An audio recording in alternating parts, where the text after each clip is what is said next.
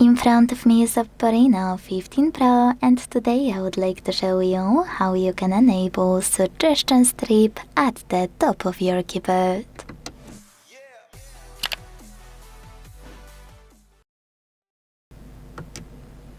First of all, you need to open Settings and scroll all the way down to hit System and Update.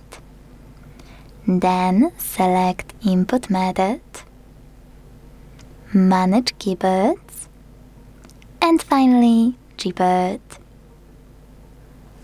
Lastly, hit Corrections and Suggestions, and then scroll to use this switcher next to Suggestion Strip.